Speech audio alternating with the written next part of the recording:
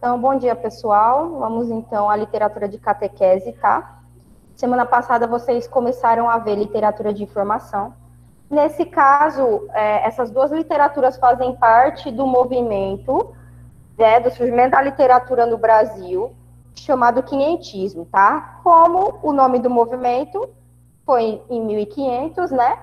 E aí ele foi dividido em literatura de informação, que no caso eram as cartas, que eram enviadas, né, as cartas descrevendo como eram as terras descobertas. No caso, a mais famosa, que fala do nosso país, é a carta de Pero Vaz de Caminha, tá? Aí a literatura dos viajantes, né, no caso, que tratavam de documentos que relatavam as informações dessas terras, tá? No caso da carta do Pero Vaz de Caminha, a carta do descobrimento, retratava sobre o Brasil, ok?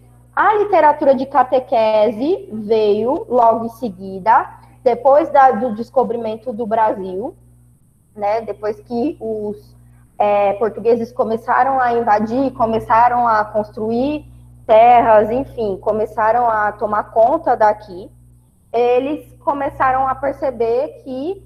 Só um minuto. Na verdade, Portugal, a religião base era o catolicismo. Então, eles começaram a perceber que os índios, eles eram politeístas, eles acreditavam em outras coisas, em outros deuses, enfim. Diferentes de Portugal, né, no caso. Diferentes do Deus, né, que hoje em dia acreditamos e tal. E aí eles começaram a trazer padres jesuítas para poder catequizar os índios. Então, o intuito era exclusivo para a catequização dos índios, tá? Aí, no caso, eu vou aproveitar que o exame. Deixa eu não salvar aqui. Descarta. Não salvar. Pronto. Aí, no caso, a literatura de catequese tratava da conversão dos índios para a cultura do homem branco, ou seja, eles queriam que os índios começassem a crer no Deus deles, na cultura deles, tá? E aí eles começaram a trazer esses padres jesuítas para poder pregar para os índios. Então, aí, a companhia mais famosa, que era um grupo de padres que vieram para cá, foi a Companhia de Jesus, tá? Onde ela era liderada pelo padre José de Anchieta, ok? Então, aí, eles começaram o procedimento de pregar para os índios, de trazer, né, a religião católica para eles, só que os índios falavam outro idioma, os índios falavam outro idioma, se comportavam de maneira diferente. E aí, como os índios não estavam até então, se eles fizessem as pregações tradicionais, os índios não iriam entender, não iam compreender. Então, eles começaram a elaborar textos teatrais, a encenar os sermões, para que os índios pudessem compreender, para que eles pudessem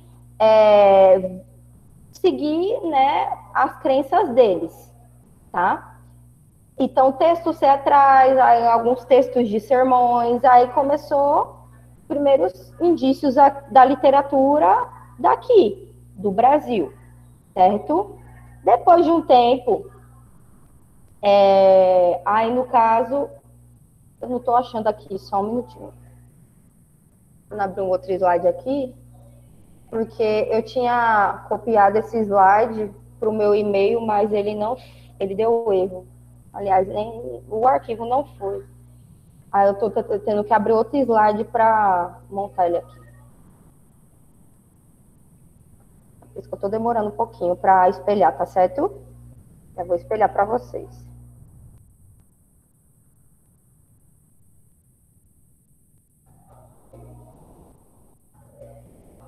Então, vamos lá.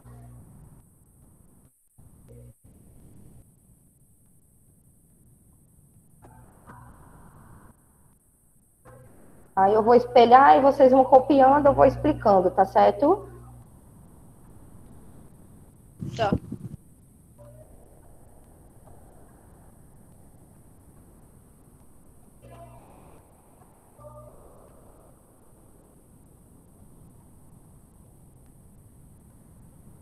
Então, a literatura de catequese, ela vigorou, ou seja, ela existiu, né? Ela entrou em vigor desde 1549 e foi até 1601, tá? Até porque foi um processo, né, não foi tão rápido. Todos os padres jesuítas eram membros da Companhia de Jesus, que tinha a missão de converter os índios para o cristianismo, certo? Então, essa era a função. Aí, na Europa, estava acontecendo a reforma protestante. Aí, a igreja, a religião católica, ela estava, na Europa, ela estava já mais enfraquecida. Tanto que, nessa época, lembram do trovadorismo, que foi a primeira escola que vocês viram, que aí aconteceu na Idade Média. Foi nessa época que começaram a fazer lá aquela reforma que estavam começando a fazer arte sobre os homens em vez de sobre a religião, né? Isso, exatamente. Não, além disso, começou a reforma protestante. Na verdade, Martinho Lutero, ele era um padre, e aí ele se revoltou com algumas coisas da Igreja Católica, e aí ele começou a trazer novas ideias. Aí ele fundou uma outra religião, que no caso, hoje em dia, é chamada de religião evangélica.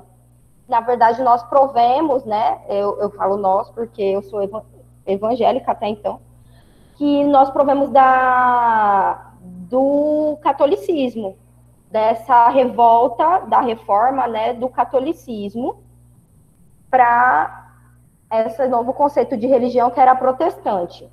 O que acontece? Isso foi o final da Idade Média.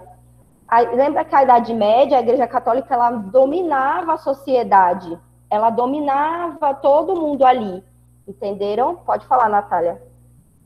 Que depois veio também o humanismo, não foi? Depois. Isso foi. O humanismo, na verdade, ele não foi uma escola. Lembra que eu falei que ele foi um processo de transição entre essa literatura mais medieval para a literatura mais clássica, tá? E aí foi um pouco depois do humanismo ainda que veio foi no fim da Idade Média, não foi? Isso, porque que acontece? A Igreja Católica, ela perdeu,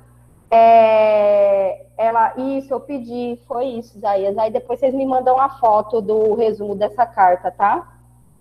Eu vou deixar meu Instagram, e aí vocês podem deixar lá a foto do resumo, tá certo? Eu já segui já, porque por causa da ano passado que tinha que fazer as bugs da aula online. Ah, entendi. Aí o que acontece? A Igreja Católica, ela perdeu a posição de liderança dela, ela começou a ficar, né, em menos destaque, menos evidência, e aí começou o homem a pensar por si próprio, começou ideias de outros viés religiosos. No caso, a religião protestante é uma outra visão do catolicismo, né? Só que aí, mesmo assim, Portugal, quando veio para cá, ele veio com o intuito de pregar a religião até então que era fundamentada, né, a religião deles, que era a católica. Então, eles começaram a implantar o catolicismo aqui, né? Aí, depois de um tempo, começaram a surgir outras religiões. No caso, depois que os escravos, né, os negros foram escravizados para cá, aí surgiu o candomblé. Do candomblé, aí depois teve o espiritismo também, né, no caso. E aí, do candomblé e do espiritismo, a mistura, né, do catolicismo, se eu não me engano, surgiu a Umbanda. Vocês sabiam que a Umbanda é a única religião que a gente pode considerar brasileira. Por que eu estou dizendo isso? Porque ela foi criada aqui, ela aconteceu aqui, ela é exclusiva daqui. As outras religiões, elas foram trazidas da Europa, né? Elas não foram fundadas aqui. O catolicismo não foi fundado no Brasil, nem o cristianismo, nem as ideias cristãs, enfim, que a gente hoje em dia segue, veio de Portugal e de outros países, né, europeus que depois vieram para cá também, tá? Entenderam? Tá aparecendo aí para vocês? Tá sim. Tá. Pronto, aí vocês podem começar a fazer as anotações, tá?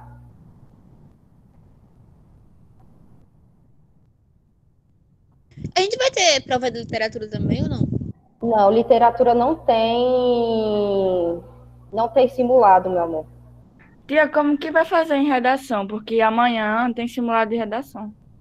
Eu não sei, meu amor, você tem que perguntar para a Pétala Ah, como tá. é que eles vão fazer para poder vocês terem acesso, tá certo? Aham. Se vão enviar, se não vão, enfim.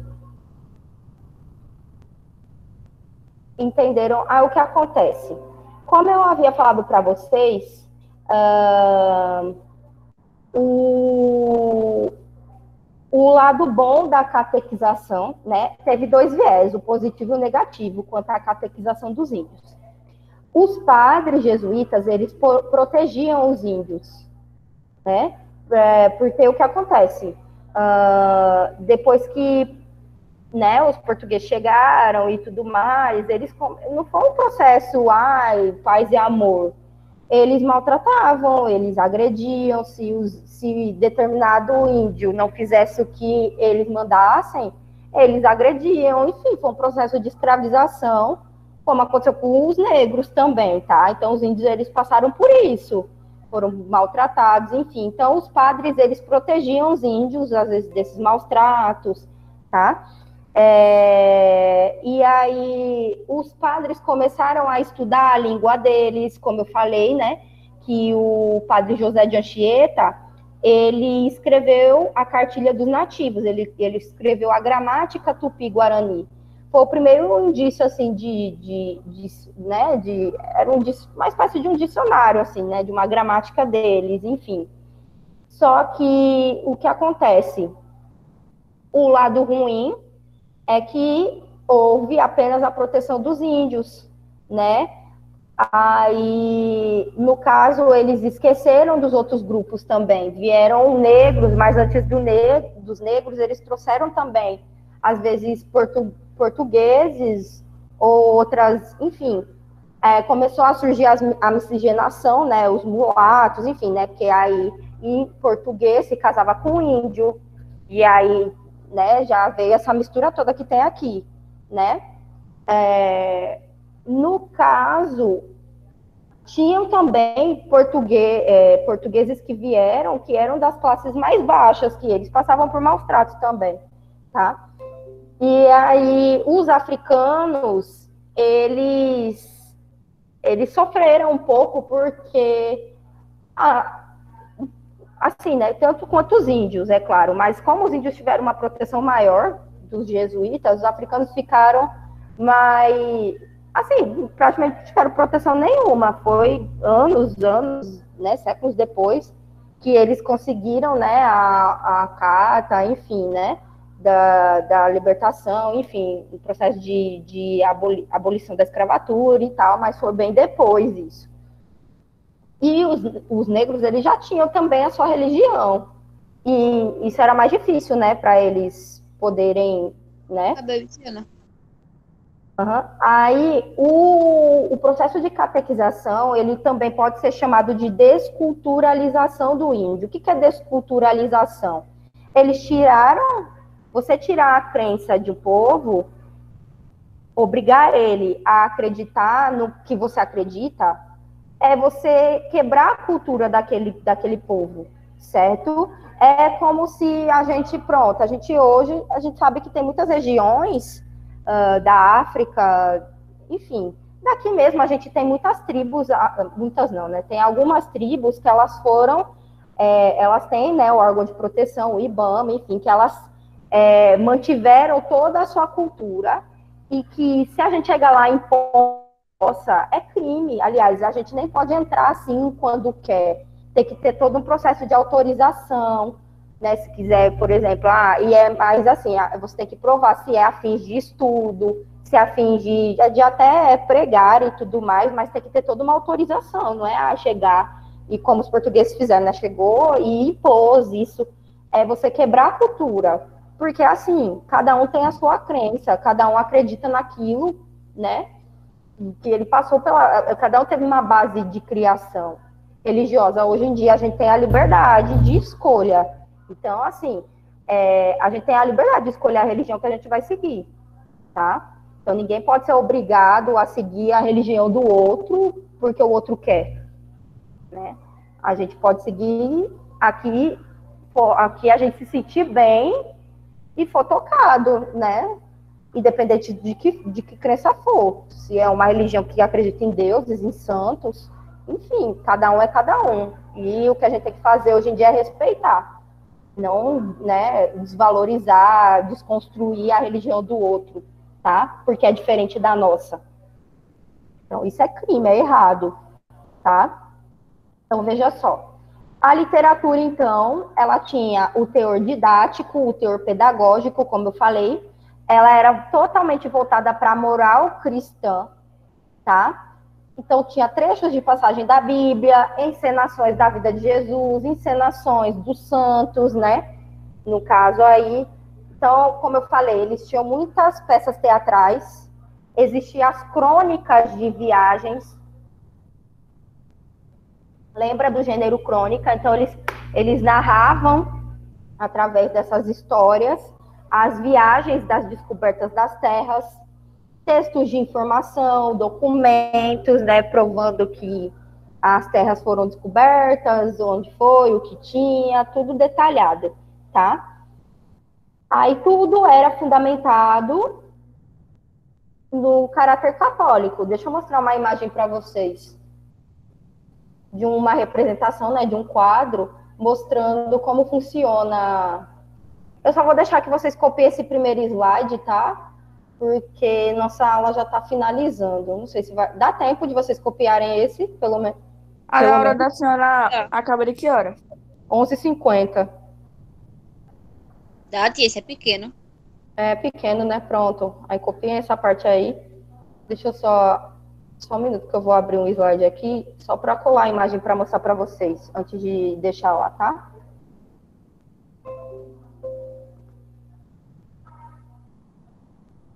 Aí, pronto, ó. Só para vocês terem uma ideia, isso é uma representação de como funcionava o processo de catequização, né? Então, aí eles fizeram o altar, o fixo, né? Aí a cruz, né? E aí os índios aqui, todos eles, né? Tá vendo que em volta tem guardas, né? Se algum índio se alterasse e tudo mais, eles vinham para machucar, entendesse? E proteger também, né, os padres, para eles não atacassem e tudo mais, né? Até porque um dia você tá ali de buenas com a tua família e no outro dia aparece um monte de gente estranha e obrigando você a fazer coisas que não tem nada a ver com a sua cultura. Então foi muito chocante para eles, né? Também esse processo. Aí, no caso, teve alguns padres, né, que foram os mais famosos, o Fernão Cardim, Padre Manuel de Nóbrega e o José de Anchieta, tá? São os mais famosos, assim. Aí eu vou falar um pouquinho do José de Anchieta, que ele é o mais relevante, assim, quando se fala da literatura de catequese, tá? Ele foi o precursor do teatro nas terras brasileiras. Então, ele que começou a ideia de encenar os textos, né, de escrever os textos teatrais, os sermões, as histórias de Jesus, dos santos, enfim, em forma de teatro, tá? Ele viveu até os 63 anos, ele nasceu dia 19 de março, ó, ele fez aniversário do dia de São José, na Espanha, tá? Ele faleceu no dia 9 de junho, e ele foi beatificado pelo Papa e canonizado. O que é beatificado e canonizado na religião católica? É quando uma figura religiosa que viveu, enfim, ela morre, depois de um tempo eles a consideram como um santo, né? Canoniza, essa pessoa ela é considerada como um santo, enfim, alguém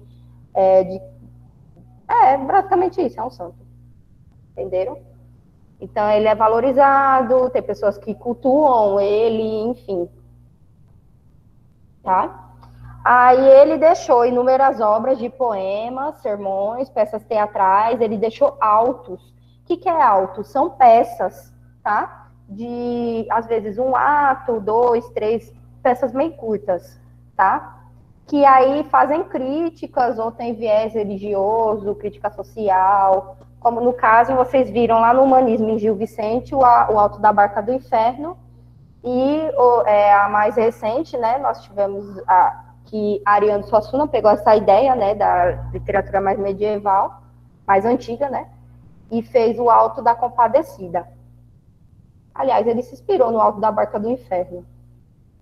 Aí ele escreveu várias obras, tá? Deixa eu mostrar para vocês uma imagem dele.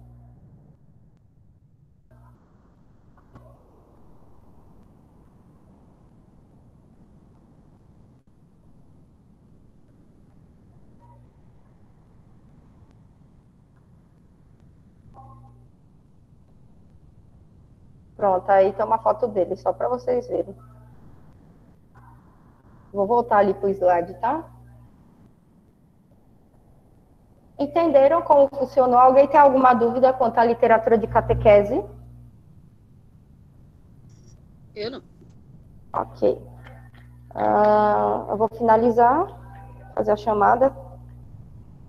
Não deu tempo de copiar, não, mas eu tiro o print e depois eu copio.